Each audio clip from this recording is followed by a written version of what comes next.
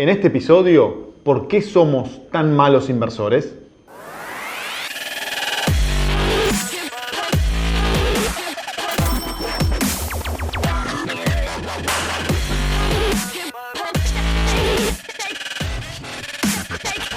Esto es el Fede Teso Show. Mi nombre es Federico Tesoro y te doy la bienvenida al episodio número 34 del Fede Teso Show.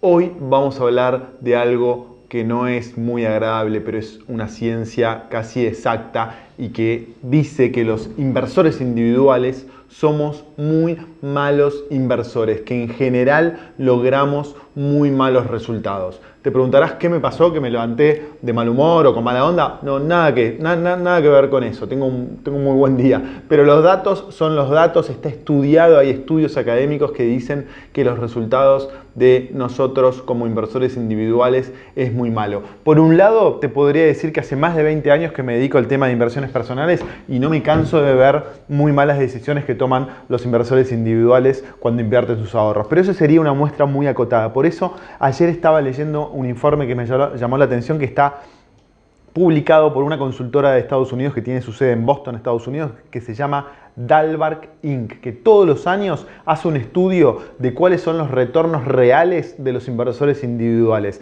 Ya que por un lado tenemos el retorno teórico del mercado, que es el que aparece en los diarios todos los días o en las revistas, que dice, por ejemplo, el índice S&P 500 el año pasado subió un 8% o bajó un 3%. El índice Merval este año lleva acumulado un rendimiento del 30%. Pero esa es la teoría. Después de ahí a la práctica, al retorno que tenemos cada uno de nosotros, hay un trecho muy largo. Esta consultora Dalbar analiza esos datos concretos y saca conclusiones. Por ejemplo, algunos datos. En el año 2015, que es el último que analizó esta consultora, el índice S&P 500, que mide las 500 empresas, el desempeño de las 500 empresas más grandes de Estados Unidos, subió un 1,38%.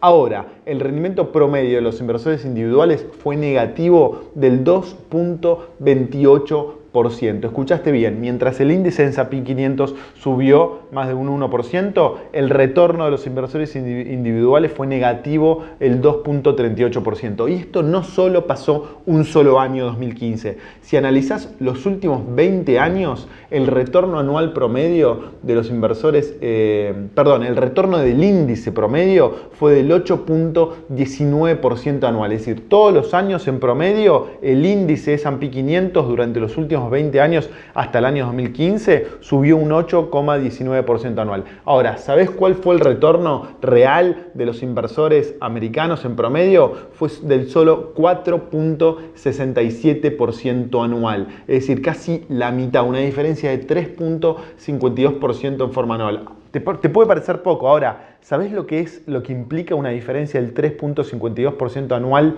todos los años durante 20 años? Por supuesto, la diferencia en montos depende del monto que vos inviertas, pero te aseguro que si invertiste, no sé, $50,000, $100,000 a lo largo de esos 20 años, podemos estar hablando de cientos de miles de dólares, y si invertís montos mayores, estás hablando de millones de dólares. ¿Cómo se produjo esa diferencia?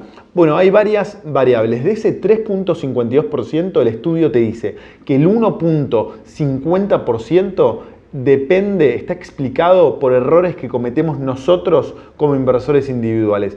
Principalmente 3 errores comunes que cometemos. El primero es vender apenas el mercado baja en forma pronunciada. El miedo provoca que vendamos muy rápido en el peor momento. Por ejemplo, viene la bolsa subiendo y de repente baja un 25%, ahí venden todos los inversores individuales y después la bolsa sube y compran cuando está llegando a máximos. Ese es el segundo error más común que explica la diferencia. Cuando la bolsa está muy arriba, está muy sobrevalorada, los inversores compran llevados por la codicia.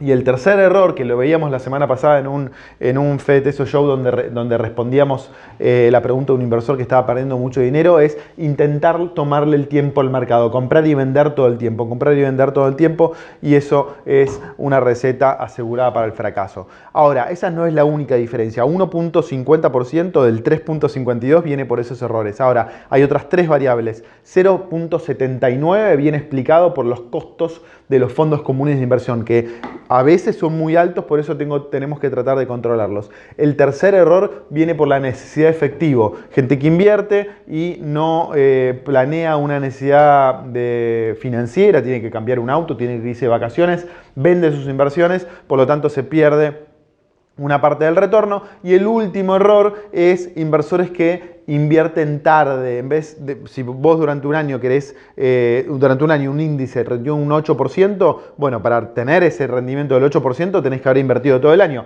Pero si vos invertís durante marzo, durante abril, te perdés un porcentaje de ese retorno. Entonces, ¿son evitables estos errores? Tranquilamente. Si tengo la disciplina, si tengo la constancia para evitar estos errores, tranquilamente puedo apostar a tener los retornos del mercado y preferentemente por arriba del mercado. Vamos a cerrar este episodio número 34 con una pregunta que nos acerca Claudio, que dice: el viernes finalmente me decidí a abrir una cuenta en Ameritrade y para agregar un segundo titular de la cuenta aparece una pantalla donde te pide elegir en qué estado dentro de Estados Unidos se encuentra radicado. Por lo cual entiendo que un segundo titular sí o sí debe vivir en Estados Unidos. No, Claudio, no, eso no es necesario. Podés tener un segundo titular que no sea de Estados Unidos. Ahí lo que te recomiendo es, seguramente Ameritrade, como todos los brokers, tiene una línea de atención al cliente en español. Llama, o si no, manda un mail. Si no sabes inglés, traducilo en Google Translate, que te lo traduce automáticamente y te va a explicar cómo poder agregar un segundo titular que no sea norteamericano. Y luego Claudio dice: tengo entendido que si el titular fallece y no está radicado en Estados Unidos, para repatriar esos fondos, la ley de Estados Unidos indica que se puede repatriar a los herederos de Argentina previo pago de un impuesto que ronda el 40% de capital que se quiere repatriar. Bueno, otra cosa que te quiero preguntar, ya que estamos en el tema, es que aparentemente cuando en algún momento pidas retornos de acciones de Estados Unidos a Argentina, la FIP te retiene un 35%, yo no pago ganancias ni bienes personales. Bueno, lo que siempre digo es, yo no soy especialista en impuestos, lo ideal es que consultes con tu contador o asesor contable de confianza, pero en general es, si vos sobre las ganancias que tenés en Estados Unidos de acciones, tenés que pagar un 15% en Argentina. Ahora, si no estás alcanzado por el mínimo de bienes personales, no tenés que pagar nada. Pero bueno, consultá con tu contador porque no soy especialista en temas impositivos, pero no tiene que ser muy complicado el tema impositivo. Si pagás bienes personales y ganancias en Argentina, tenés que agregar el 15% de las ganancias que tengas en Estados Unidos a tu declaración en Argentina y nada más. Bueno, con esto cerramos el episodio número 34. Te deseo un excelente día de inversiones y mañana nos encontramos con más inversiones y finanzas. Chau.